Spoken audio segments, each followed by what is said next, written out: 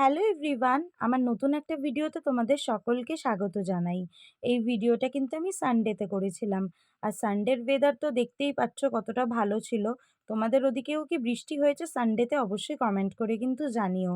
আর বাইরের ওয়েদার এত ভালো ছিল বলে আমি ওয়েদারটা একটু উপভোগ করছিলাম আর সেই সাথে এই ডিটক্স জলটা খাচ্ছিলাম। তারপরে আজকে দেখি সানডে বলে মা একটু সাবু মেখেছিল। তবে আমি কিন্তু সম্পূর্ণ এটা চিনি ছাড়া খেয়েছি। খেতে খুব একটা ভালো লাগছিল না চিনি ছাড়া। তবে আমি কটা দিন হলো মিষ্টিটা একটু অ্যাভয়েড করেই চলছি। আর তারপরে প্রতিমা আন্টি আসার পর মা দেখি একটা মস্ত বড় কাঁঠাল বের করেছে ঘর থেকে। আর এই কাঁঠালটাই মা আর আন্টি মিলে ভাঙছিল। কারণ কি বাড়িতে দাদা এসছিল দাদাকে দেবে বলে। আর আমাদের বাড়ির কাঁঠাল যারা খেয়েছো তারা তো জানোই কতটা টেস্টি আর খাজা হয়। আর এদিকে সানডে স্পেশাল আমি একটু চিলি চিকেন করেছিলাম।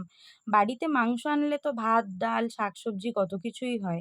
তাই মাকে বললাম যে খুব ইজি প্রসেসে আমি চিলি চিকেন আর তার সাথে একটু ফ্রাইড রাইস করি। কারণ সারা সপ্তাহ জুড়ে ভাত, ডাল, মাছ, মাংস একরকম খেতে কারোরই ভালো লাগে না। তাই মায়ের আজকে একটু রেস্ট হলো আর সেই সাথে আমরাও একটু অন্যরকম খাবার খেলাম। আর এদিকে দেখো বাইরে তাকিয়ে দেখি বৃষ্টিও শুরু হয়ে গেছে। তারপরে স্নান করে সবাই মিলে একসাথে লাঞ্চ করতে বসে পড়েছিলাম।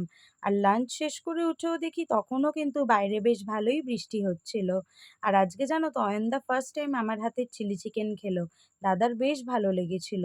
তারপরে সন্ধ্যের দিকে দাদা বাড়ি চলে যাওয়ার পর আমরাও একটু বেরিয়েছিলাম। এই মস্ত বড় কাঁঠাল নিয়ে চলে গেছিলাম দিদা বাড়িতে।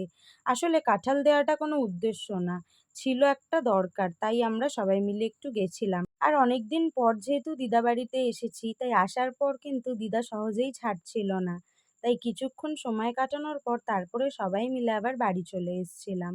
তো সানডেটা কিছুটা এরকম ভাবেই কেটেছে। তো তোমাদের এই ভিডিওটা ভালো লেগে থাকলে অবশ্যই কিন্তু একটা লাইক, কমেন্ট, শেয়ার করে দিও। চলো টাটা, দেখা হবে তোমাদের সাথে একটা নেক্সট ভিডিওতে।